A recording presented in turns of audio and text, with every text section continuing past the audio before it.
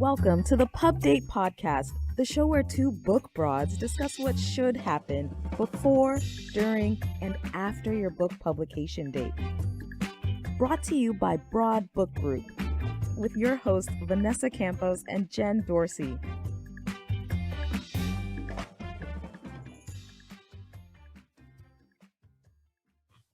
Happy Friday. Hey, Jinx.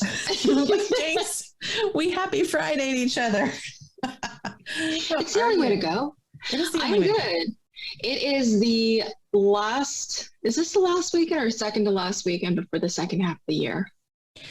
It is. We are actually recording this in May, even though it's going to come out in June.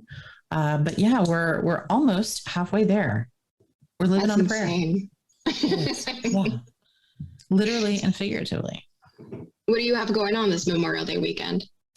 You know what? It's crazy. It's crazy here because everyone's wrapped up school. We're getting ready to do a little traveling this summer. So it's really just wrapping my brain around everybody's schedules, which is kind of like juggling cats. It's not herding cats, it's juggling the cats as I figure out what everyone's doing this summer. So that's my weekend, just preparing myself for the next 3 months of having my children at home all the time. What about you?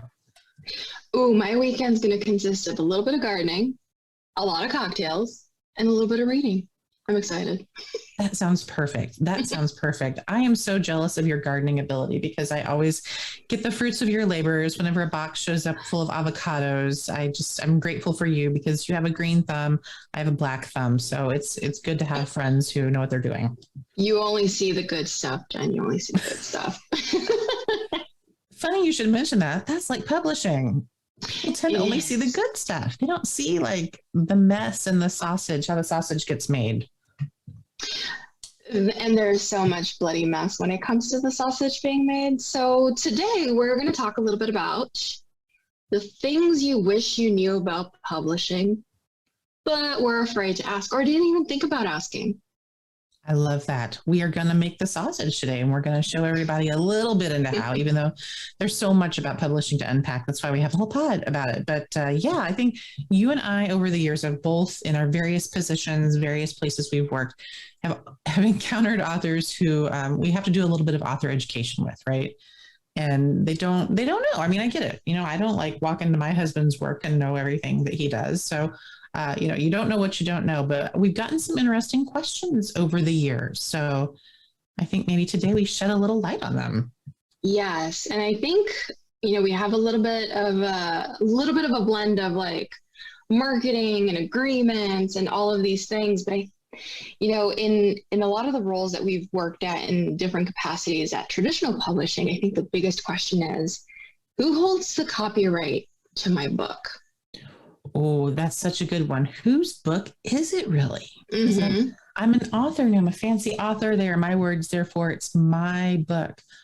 But is it? Oh, that's a good question. It's not always. The answer is depends, right? It is the answer. Yeah, absolutely. So let's unpack that for a little bit. Whose book is it anyway? Yes, it's your words, but your words are not the only thing that make up a book, right? So lots of other people are involved with making a book, which we will talk about later because we're also going to talk about how long it takes to make one of these things and who else is involved. But, there are words, but there's design and there's artwork and there are illustrations and there's the work of the editorial staff and the work that will come from the marketing staff after the book is published. So a lot of people make that final product.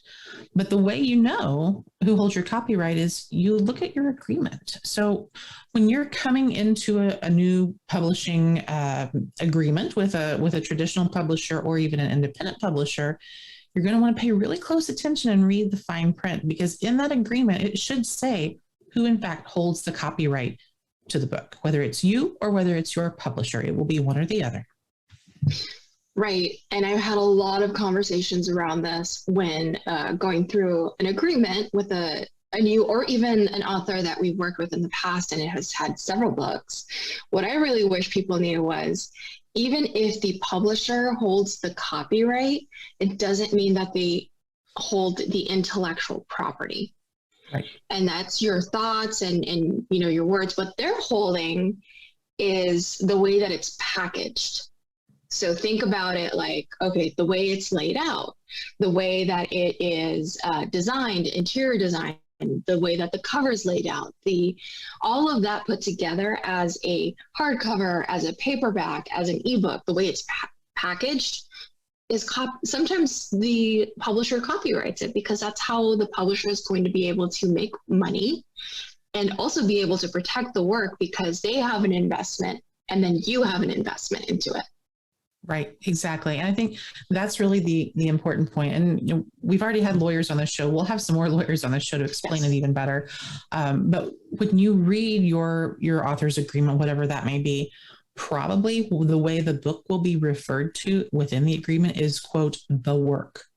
Right. And the work means all of that together in its final form. So it doesn't necessarily mean that they are copywriting, if the publisher in fact holds the copyright, that they are copywriting your thoughts, as you mentioned, or your concept that you're talking about in the book, like especially if you're a nonfiction author. That's not what they're copywriting. They're copywriting the whole thing that you hold in your hand or that you read on your e-reader as a collective work. And so whoever holds that copyright, whether it's you or them, you're the protector of that work.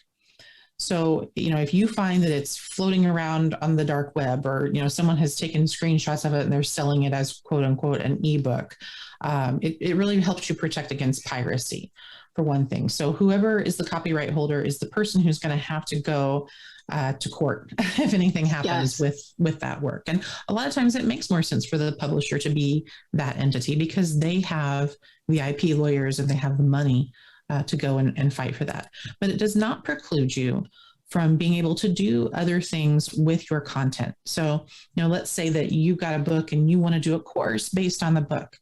Unless it specifically says in your agreement that you cannot do that, you can go do that. How you use the book within that course is dictated by who holds the copyright, but it's your ideas. So you don't have to necessarily get express written permission from the holder of the copyright to go and make a course based on it, for example.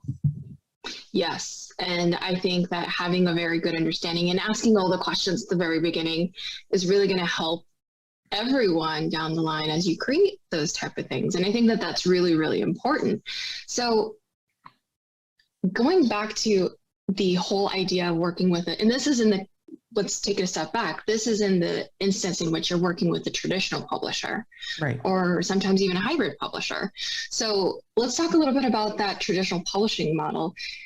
A lot of people think that they have to have a manuscript, and keep in mind, we're in the nonfiction business genre. That's what we're talking about right now. A lot of people think that they need to have a manuscript ready to go before they walk into this. So the big question is, do you need to hire an editor before your book goes to your traditional publisher? Again, it's sort of a dependent question, but my sense is for that particular category, for nonfiction, for business or leadership, or even self-help or personal growth categories, the answer is probably no. And the reason for that is that once if you're going with a traditional publisher, they're going to have their own editors to work on the book. Now, that's not to say that you shouldn't, or that maybe you might need some ghostwriting help to get yourself over the finish line, which can also be kind of an editorial function.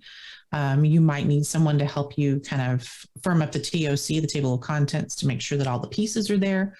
But you don't need someone to do like line editing and copy editing first, because someone's going to do that once it gets to the traditional publisher.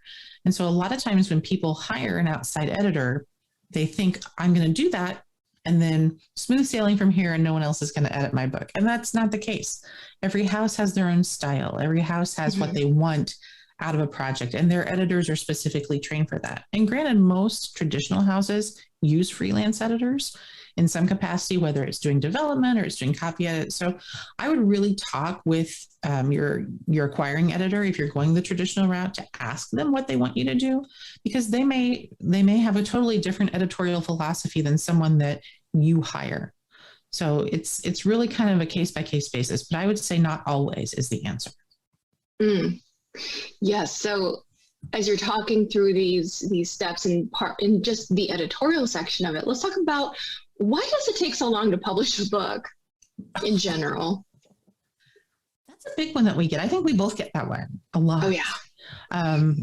Me, when I'm trying to introduce people to the process, and you, because they want to know when do they get to start doing marketing things, Right. which is early and often is the answer there. It takes a long time for a lot of reasons. And I know that it's sort of the buzzword right now, but supply chain really does have something to do with it. You don't just publish a book and then it's magically in bookstores. There's a whole lot of gatekeeping that happens before you see a book at Barnes and Noble or on Amazon or at your local independent bookseller. They have to get printed, number one, which is taking forever right now. That can take up to, 3 months in some cases. It's taking a long time for books to actually get printed. Once books get printed, if they're printed overseas, they have to get shipped by boat. If they're printed domestically, they have to get shipped by truck. Then they get to their distribution facility, which is the warehouse where all of your books are going to live until they go out to bookstores or to people who order online. And there's a whole intake process that has to happen there. And then POs and purchase orders and all that stuff then has to happen. All the businessy stuff has to happen before books then get on a truck to go to their next destination, which is either somebody else's warehouse or it's a bookstore. So that stuff takes a lot of time. So when you and I work on schedules, I know we kind of build it out from the goal date. Like, when do we want to see it in a bookstore? And then we work the schedule backwards to account for those things that we can't really control as editors and marketing people. Then we talk about the things that we have to do to make it a book. And those things also take time because you're going through, a few rounds of editorial. It takes time to design and lay out a book. It takes time for you to do what you do on the marketing side to get the book ready to promote and sell. So that's why we are not just running Microsoft Word spell check and then printing your book. There's a lot more involved. Yes. And, the scenario that you're describing is typically seen in traditional publishing. And I think there's a lot of roles that go into traditional publishing. Mm-hmm. And I think that a lot of those should spill over into a hybrid publishing model or even a self-publishing model, because even if you are self-publishing, I think it's important to consider all of the steps that are involved in getting the book in front of the right people at the right time, at the right sequence, so that you have that competing look with the traditional publishing, but you're still doing, you're still the publisher in this case. Like if you were to go in as an indie publisher or an indie author. So I think that is really important. And you and I both see this as, I have a manuscript. I'd love to get this published next month. Yeah, no, that's not going to happen. I'm so sorry. Please come down to earth. Things take time to do right. Do you want to do it right?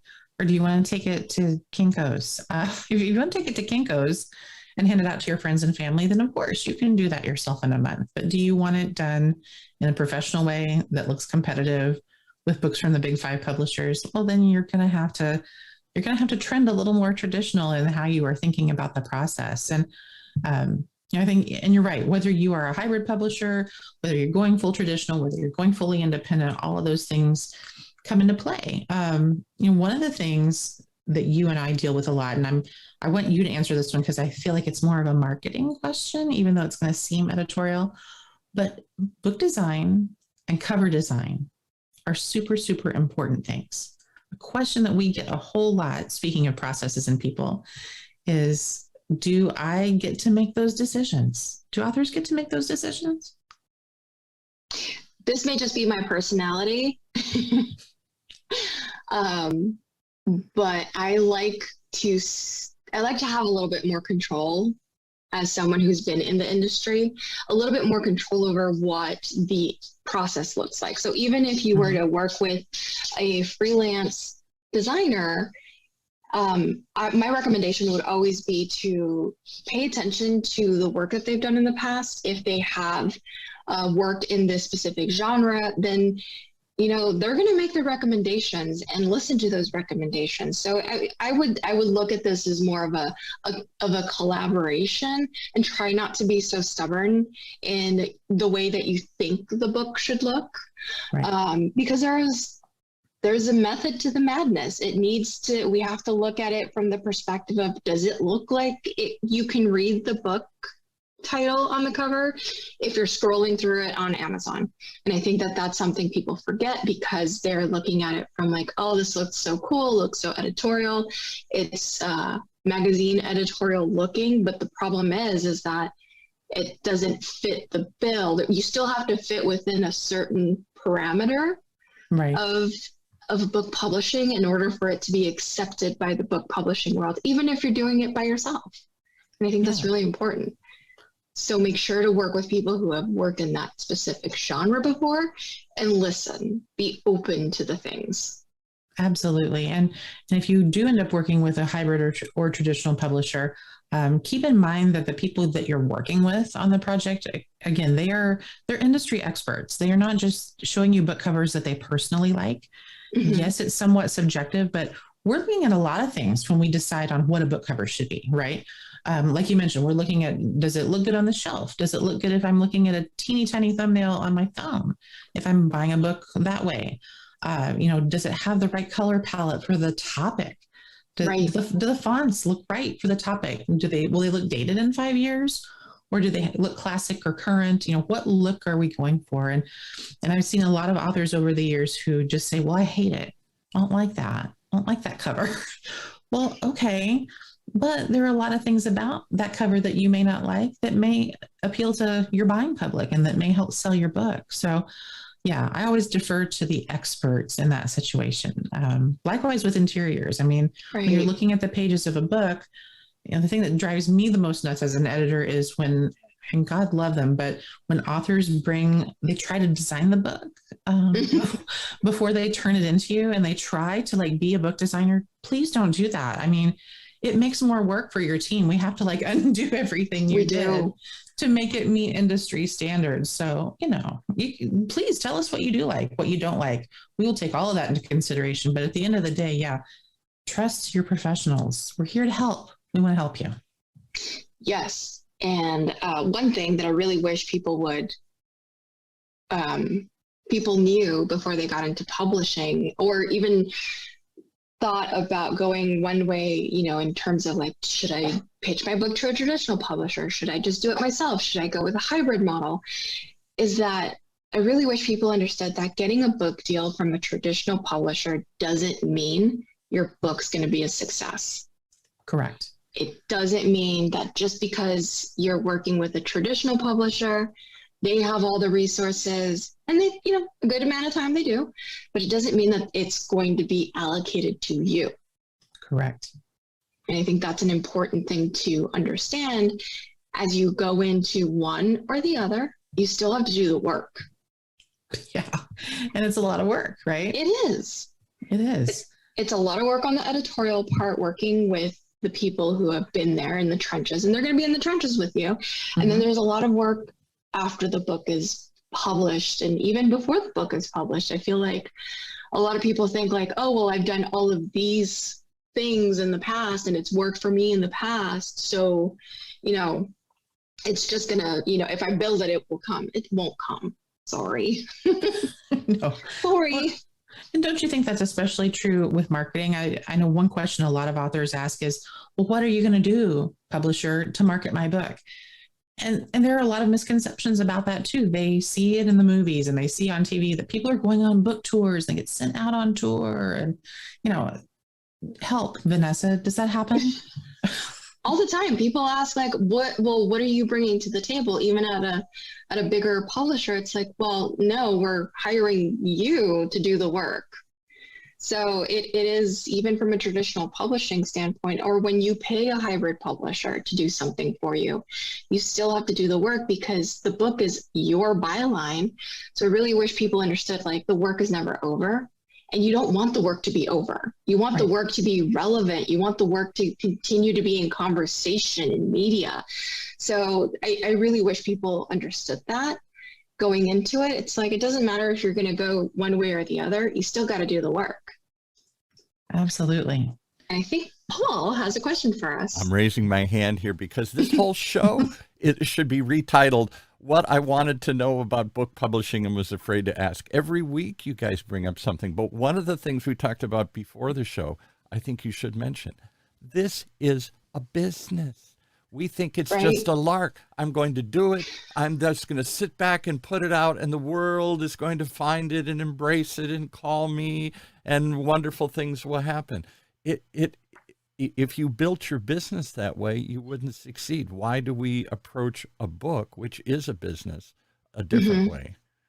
Right. It's a business product. So if you're an entrepreneur or business owner and you feel like you've gotten to that mark where you have 10 years experience and you're ready to show the world what you've got, what your method of doing something is, you're essentially building a new product. So everything that you've done in the past is for your business, your launch, your naming conventions, your design, your promotion, your marketing, your exactly. everything. Yeah. Everything needs you need a path to go forward. You need a launch date. You need everything afterward. It's not just drop and go. You can't assume that your book's going to do great if it's just on Amazon, because your book, along with my numbers are dated here, but your book is being released at the same time as 4,500 other books every day. Every day. Millions of books are being released. Yeah, right. So just like there are millions of products coming out, or millions of stores opening, or a million of online stores opening. Millions of podcasts starting. Yeah, exactly. What makes you think that you're just going to write it and put it? It's sort of like writing a movie and then just handing it to somebody and saying, okay, that's it. It goes through years of rewrites. It goes through years of marketing and shifting. If anybody pays attention to it at all, it is. And I think that's what dissuades people. They think it'd be fun to write a book, but they're not ready to get into the marketing and the business of books. And that's why they need you. Exactly. And I think it's important to remember too, what we spoke about earlier, which is that a lot of people make a book. These people have to make a living, whether they're getting paid to work at a publishing company or they're freelance. It costs anywhere from $25,000 to $100,000 to actually produce a book. Wow. It is a business. So yes, your publisher wants to make money.